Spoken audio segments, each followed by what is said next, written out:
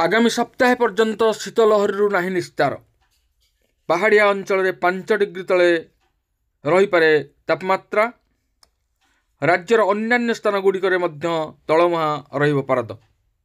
भारतीय पाणीपाग विभाग एभली आकलन करिछि। आसंता 18 तारिख जाए राज्य में शीतलहरी संभावना रही। सेहीपरि 19 तारिख रु 25 तारिख जाए रातिर तापमात्रा स्वाभाविक ठारू कम रहीपे बोली पूर्वानुमान करिछि पाणीपाग विभाग।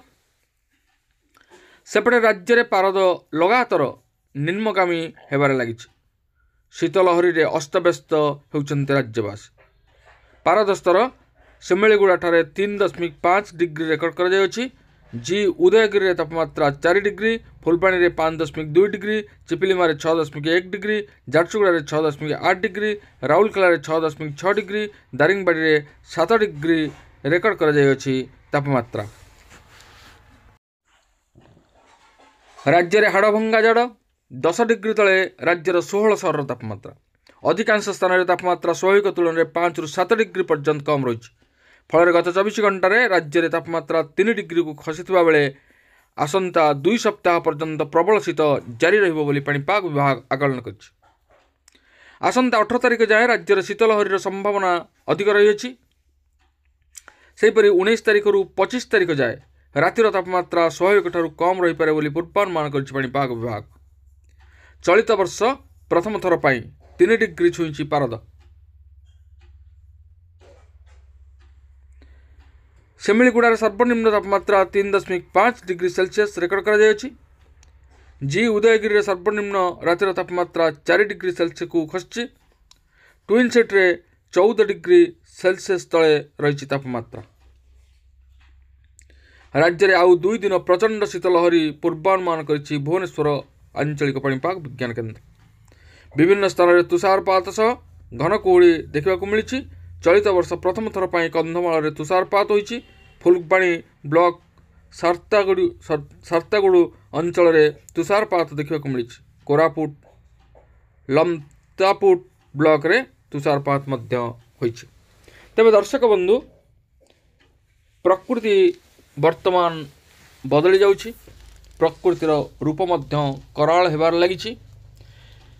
जापान रे आपण माने शुणिथिबे निश्चित रूपे 2 दिन तले एक शक्तिशाली भूमिकंप होइतिला जार तीव्रता था 7.6।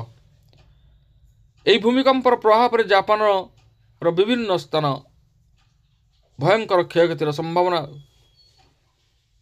थिला बोली पाणीपाग विभाग मध्य पूर्व आकलन करथिला। जहाँ प्रतिफलित होइछि जापान रे अनेक घर द्वार भांगी एवं प्रबल सुनामी मध्य अलर्ट कराइथिला। तार ठीक दिन पर मध्य पुणी एक शक्तिशाली भूमिकंप से जापान रे अनुभूत होइथिला जार तीव्रता 6.2 थिला। तेबे वर्तमान एभली भाव में प्रकृतिर कराल रूप देखिला परे मध्य ये मनुष्य ठीक भाव में निजक बुझी पारुनी। किंतु प्रकृतिर शक्ति आगरे आम पाखरे जेते प्रकार शक्ति अच्छी सबू तुच्छ। क्षणक मध्य ये स्थलभाग जलभाग में परिणत हो जाए एवं क्षणक मध्य जलभाग में स्थलभाग में परिणत हो जाए। तेबे प्रकृतिर विभिन्न प्रकार रूप जहाँ को मनीष निजे हाथ में तैयारी करुछि वर्तमान प्रकृति को नष्ट करी। प्रकृति को नष्ट करिवार परिणाम यही मनीष ही भोगिब, एथिरे संदेह नहीं। तेणु प्रतिवर्ष आगकू मध्य एभली भाव में प्राकृतिक दुर्विपाक जनजीवन को अस्तव्यस्त करिवो।